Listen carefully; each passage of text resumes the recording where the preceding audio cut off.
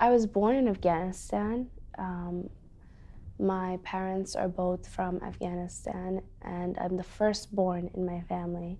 Growing up in Afghanistan was really hard because I don't remember much from it because I lived there for maybe 2 years, 2 to 3 years I lived there, and we had to move because there was a Taliban war which was happening while we were there. And my parents, they just wanted a better lifestyle for their kids, and they were sick and tired of hearing gunshots.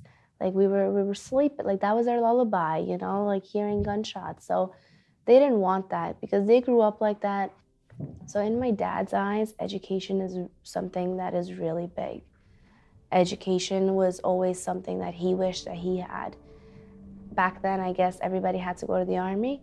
So my dad, when he went to the army, he had an option of like volunteering in like a hospital type of situation where he was a nurse. He really loved it. He was like, I wasn't afraid of blood. I really wanted to get in there and do all of this. So he's like, I wish that I had that education to do it. Like, I don't want to deprive my kids of that. So when I was born, he made that decision that he wanted to move to Uzbekistan because there's schools there. At that time, I was 2 years old, and my brother had just been born. We lived there for about 5 years. We found out that my brother, well, they didn't know that he had autism, but they knew that he was intellectually disabled because he wasn't, you know, he showed those symptoms of not learning or, not even being able to speak properly. So there was a lot of delays. And when they noticed that, that's when my dad knew that, okay, I have to get my kids out of this country and get them someplace better because now I have a child who's disabled, and I need to know what to do. So he went in and he got an interview with the refugee center from America.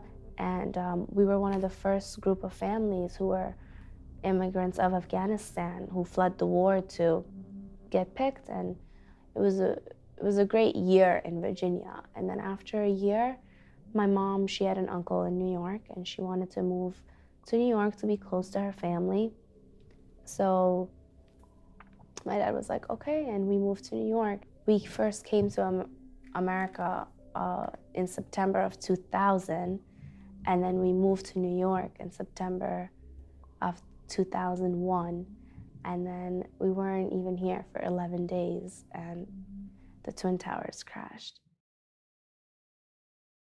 So when that happened, it took my family back like 20 steps from where we came because we were constant victims of you know, discrimination. They were calling us terrorists, and like we were that family who just moved in the neighborhood and nobody wanted to talk to us. So it's been high and low.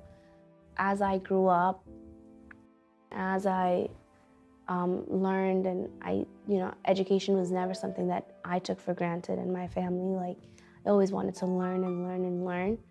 And as I learned, I taught my parents. And as my parents learned and I taught my sisters and my brothers, we never took education for granted because we knew how important it was. My brother, because they didn't know he had autism, they didn't know that he needed interventions. He needed early interventions where he needed to get, therapy. They didn't know any of that stuff. So all they did was they gave him, a piece of paper and like, oh, here, practice writing 1, 2, 3, ABC, which didn't help him because he didn't have any motor skills. So, he was deprived of that education, and I don't want any other kid in the world to be deprived of that education. So that's why I became a teacher. And then I also became a teacher for my brother because I was like, if I could take those experiences I learned in the classroom and apply it to him, it's gonna help him. So I made it my life's goal to help him because my parents couldn't. Give me. That's right. But it's good. He has like a sixth sense. Good. Okay, man.